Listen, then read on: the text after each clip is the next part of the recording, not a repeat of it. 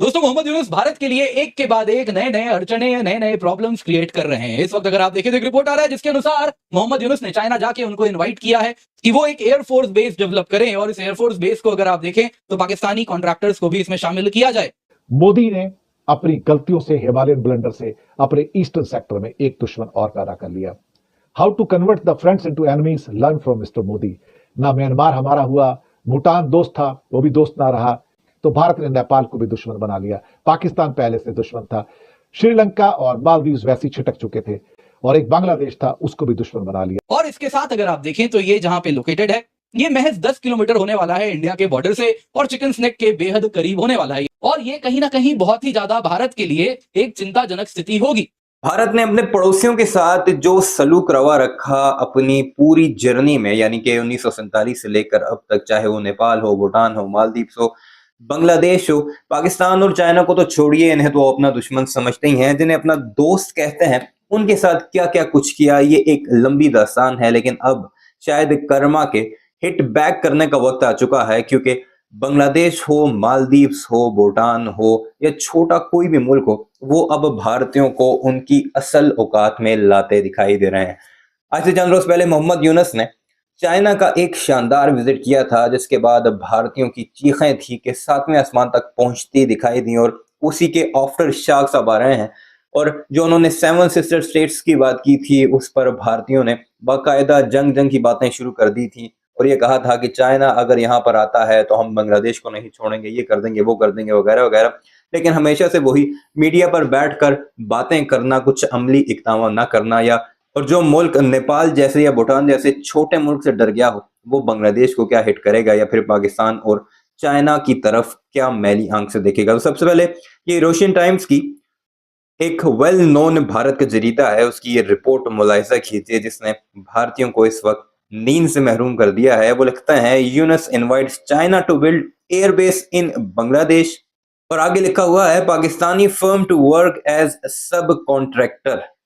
Sources क्या हैं? उनके शोएब चौधरी हैं, बांग्लादेश के एक सहाफी हैं, उनको इन्होंने वो किया है और भारत के कई मीडिया आउटलेट इसे रिपोर्ट करते। एक और न्यूज आर्टिकल देख लीजिए जो कि वर्ल्ड न्यूज नामी जरीदे की है। Yunus invites China to construct air base in Bangladesh, और आगे जिसका नाम लिखा हुआ है, with Pakistani firm as subcontractor. ये 4 अप्रैल 2025 की न्यूज है, यानी कल की ये खबर है। और इस खबर में ये बताया जा रहा है कि पाकिस्तान और चाइना मिलकर पार्टनरशिप में एक एयर बेस तामीर करने वाले हैं, जो कि फलाने डिस्ट्रिक्ट में है, और उस डिस्ट्रिक्ट का भारत के बॉर्डर से जो डिस्टेंस है वो सिर्फ और सिर्फ 10 किलोमीटर है। और चिकन नेक जो कि भारतीयों के गले की इस वक्त हड्डी बन चुका है, उसके भी बिल्कुल करीब है, और बाकायदा अक्टूबर में इस पर काम शुरू कर दिया जाएगा। और ये सारा एयरबेस तामीर करने वाली कंपनी जो होगी वो पाकिस्तानी कंपनी होगी। और वो जो सेवन सिस्टर स्टेट्स हैं, इसके बारे में अगर आपने हमारी वीडियोस नहीं देखी तो थोड़ा सा ये बता दें, फिर आगे चलकर भारतीयों का रोना धोना आपको दिखाएंगे कि कैसे यूनुस के इस बयान या इस ऑफर पर रो रहे हैं।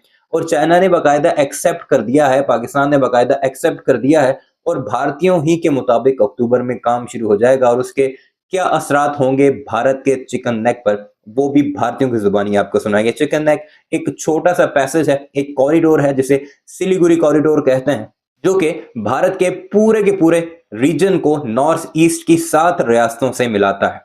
और सबसे अहम बात, सबसे जो पिछड़ा हुआ समाज है, जिसे गरीब तरीन एरिया है नॉर्थ ईस्ट, जिसमें 7 रियासतें हैं, जिसमें एक रियासत है अरुणाचल प्रदेश, जिस पर चाइना ये क्लेम करता है कि अरुणाचल प्रदेश चाइना की टेरिटरी है। इसी नॉर्थ ईस्ट में या इन 7 रियासतों में मणिपुर भी आता है जो क्राइसिस का शिकार है, इसमें आसाम भी आता है जो क्राइसिस का शिकार है, मिजोरम भी आता है जो क्राइसिस का शिकार है, जिसके तो सीएम ने बाकायदा यूएस में बैठकर ये ऐलान किया था, हम एक जोलैंड के नाम से एक मुल्क बनाएंगे जिसमें मुख्तलिफ रियासतों के क्रिश्चियन कम्युनिटी आबाद होगी या कुकीज आबाद होंगे। तो ये वो रियासतें हैं जो कि इस वक्त नक्सल की भी लपेट में है, नागाज की भी लपेट में है, और कुकीज की भी लपेट में है, जो कि इंसर्जेंसी का शिकार हैं। तो अगर एक तरफ से हीट मिलती है या चाइना भी हीट देता है, तो फिर भारतीयों के हालात क्या होंगे, वो इस वीडियो में आप उन्हीं की जुबानी मुलाहिजा कीजिए। दोस्तों मोहम्मद यूनुस भारत के लिए एक के बाद एक नए नए अड़चने नए नए प्रॉब्लम्स क्रिएट कर रहे हैं। इस वक्त अगर आप देखें तो एक रिपोर्ट आ रहा है जिसके अनुसार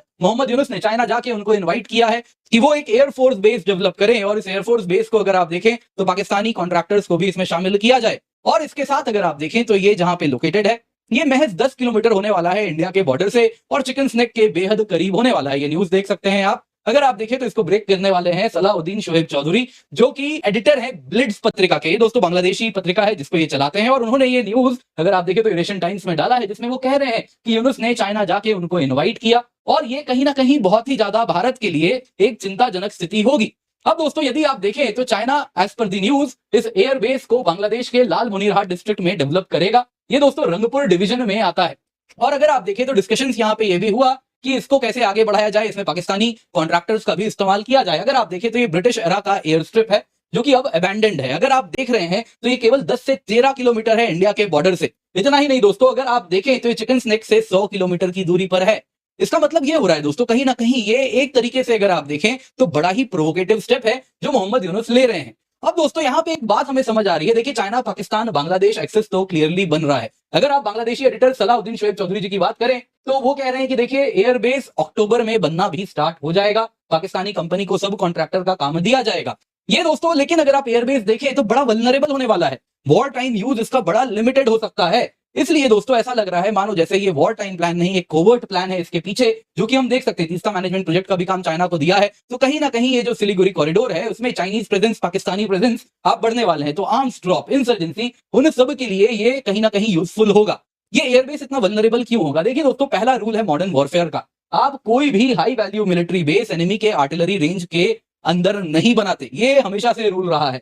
दोस्तों यहाँ पे Pinaka multi barrel rocket launcher से यदि आप देखें तो ये इस पूरे एयरबेस को 1 मिनट से भी कम समय में डेसिमेट कर सकते हैं। मोहम्मद यूनुस पहुंच गए साहब चीन के अंदर।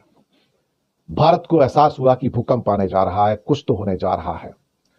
मोदी साहब ने बीच में चिट्ठी भी लिख दी, अमेरिका के जनरल भी वहां पहुंच गए, खासतौर से बांग्लादेश के अंदर। यहां भारत को शायद पहली बार पिछली अगस्त के बाद महसूस हुआ कि बांग्लादेश हाथ से फिसल गया है, चला गया है। और बांग्लादेश का हाथ से चले जाने का मतलब है कि भारत ने अपने आसपास के जो नेबरहुड है उसमें एक दुश्मन और बना लिया, बांग्लादेश। अब क्या है, आग लगी है तो बुझाने की कोशिश है। शी जिनपिंग ने यूनुस को रेड कारपेट वेलकम दिया। जी हां, लाल कालीन बिछा दिया, उसके लिए पलक पावड़े बिछा दिए। वो समझ गया था कि अब मौका आ गया कि बांग्लादेश के ऊपर अपना फौलादी शिकंजा कस दिया जाए। वही हुआ और चाइना ने बांग्लादेश को जो ऑफर की है प्रोजेक्ट्स या अपना फौलादी शिकंजा और कसा है, अब उससे बच पाना मुश्किल होगा।